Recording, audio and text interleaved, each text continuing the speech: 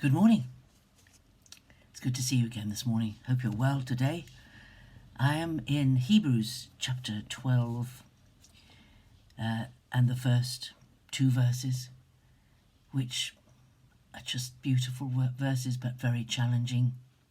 The writer to the Hebrews has written the most amazing chapter 11, citing all the heroes of faith down through the ages, all the amazing men and women who accomplished great things for God through faith, who trusted God when there was no visible evidence of any good, who travelled hundreds, if not thousands of miles in obedience without seeing the outcome. Those people who held on to a word that God had given them for years and years and years before it was fulfilled, like Abraham and Sarah for the child that they waited for. Those people who just stood for God. And it's not a surprise then that we get to chapter 12 and the writer to the Hebrews realizes that there could be some serious hero worship going on of these greats, these Old Testament greats. And why wouldn't you? The great people of the Old Testament. And the writer has not even mentioned David and Daniel and people like that. So the text turns from all these great heroes to the greatest person of faith.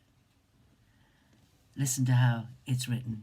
Therefore, since we're surrounded by so great a cloud of witnesses, let us also lay aside every weight and the sin that clings so closely, and let us run with perseverance the race that is set before us, looking to Jesus, the pioneer and perfecter of our faith, who for the sake of the joy that was set before him endured the cross, disregarding its shame, and has taken his seat at the right hand of the throne of God.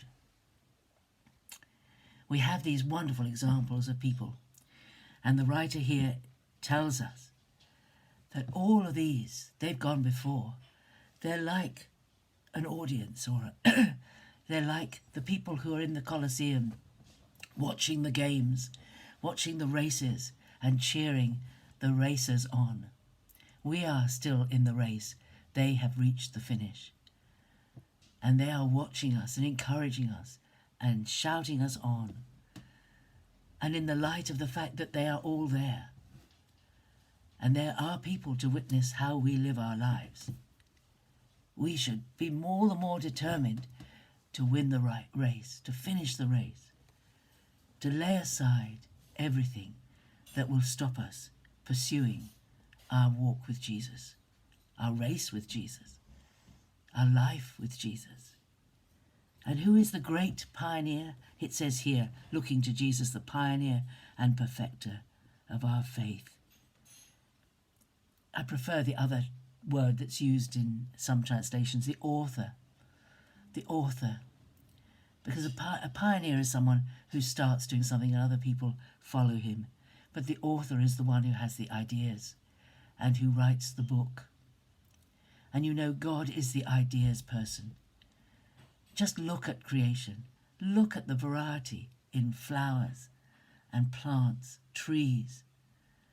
You know, a child, when he draws a tree that looks like every other tree that he's ever drawn.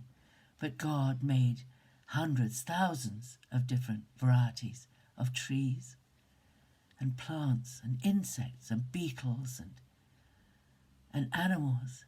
Look at the variety in the animals, the creative thought that God had for everything he made. Amazing. This is the Creator God. This is the one who has laid hold of you and me and is going to make something out of us that we never dreamt he could ever do. He's the author. We're like the page, and he's writing on the page of our life. And as we let him write, so a beautiful story unfolds in our lives. We don't know what he meant us to be. We don't know what he wanted us to be like. But think about it, like the author and the writing, God is, let's say, like the inventor, and we're the machine he's made. If you've ever looked at Leonardo da Vinci's inventions, amazing inventions, based on understanding of science and physics that it seems almost impossible that someone of his era could have had. I've got a wonderful book, picked it up in a museum in Spain, somewhere in Spain. Toledo it was in Spain. I picked up, they have a museum for him there, and they have reconstructions of his machines, and they are amazing. God is like the inventor. He is the inventor. We are only the machines he invented. And you think about all the machines that our human mind has invented. We don't have one that doesn't need maintenance. We don't have one that is self-healing.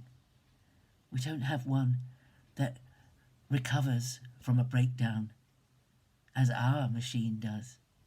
God has put in us something we've never been able to put into the mechanical things we make. He is like the painter, and we are simply the painting, the picture he is making. And we don't know what he's doing in our lives. But he is the great initiator. He is the great starter. He is the great beginner, the one who saw the need, and before any of us ever knew we needed a saviour, Jesus was sent to be our saviour. He is the author, but he is also the perfecter, the finisher, the one who brings to completion. There's a verse in Paul that says, he will accomplish, he will bring it all about. I know whom I have believed, and that he is able to keep that which I've committed unto him against that day. He is the one who's able to hold on to us, able to complete us, able to finish the work that he started in our lives.